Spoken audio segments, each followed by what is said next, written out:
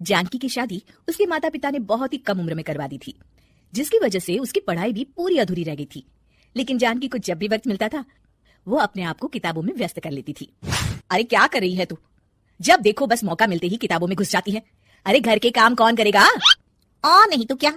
अरे दीदी, इसके बाप ने दहेज के नाम पर फूटी कौड़ी भी नहीं दी है, और ये काम करने के बजाय महारानी की तरह आराम फरमाती रहती है। तू क्या सोचती है हम तुझे यहाँ बिठाकर मुफ्त में खाना खिलाएंगे? अरे जरा बाहर देख, आसमान फटा जा रहा है, कभी भी तेज बारिश हो सकती है। चल जल्दी जा, छत से गेहूं उतार कर ले आ। जी दीदी, अभी जाती हूँ। जानकी छत पर जा ही रही होती है, तभी उसके ससुर जी आवाज देते हैं। अरे शाम हो गई है, मेरी चाय का वक्त हो गया है। जानकी बेटी, चाय कहाँ है? जी बाबूजी, अभी लेकर आती हूँ। तभी जानकी की सास उसे आवाज देती है। अरे जानकी बहू, कहाँ मर गई? जल्दी आ, मेरे बालों पर मेहंदी लगा कर दे। जी माँ जी, अभी आती हूँ। इस तरह जानकी के ससुराल वाले दिन रात कोल्हू की बैल की तरह जानकी से काम करवाते थे। सुबह से कब शाम हो जाती थी उसे पता ही नहीं चलता था।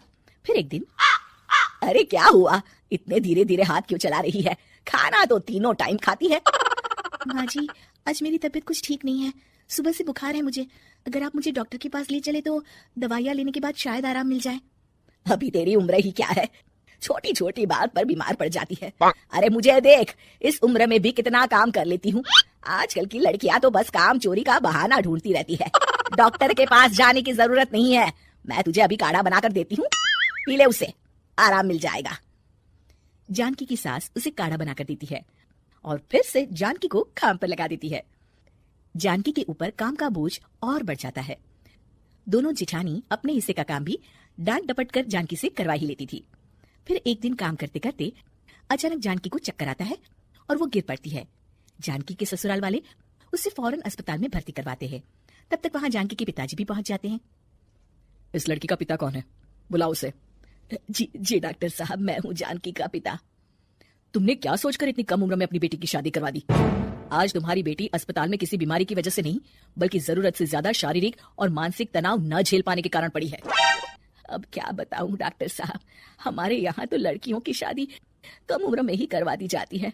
अब आप ही बताइए भला मैं क्या कर सकता था? अरे भाई, अब जमाना पहले जैसा नहीं रहा। कम से कम अपनी बेटी की पढ़ाई तो पूरी करवाते, उसे अपना बचपन तो ठीक ढंग से गुजारने का मौका देते।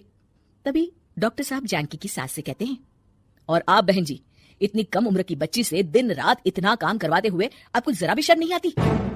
आप ठीक कहते हैं डॉक्टर साहब, मैं भूल गई थी कि बहू के रूप में किसी की बेटी मेरे घर आई है और उसे बेटी की तरह ही रखना चाहिए। आपने हमारी आंखें खोल दी डॉक्टर साहब। आज से हम अपनी बहू को खूब पढ़ाएंगे, लिखाएंगे और एक सफल जिंदगी जीने का मौका देंगे। शिक्षा, कम उम्र में बेटियों की शादी करवाने से हम उनका वर्तमान और भविष्य दोनों खतरे में डाल देते हैं।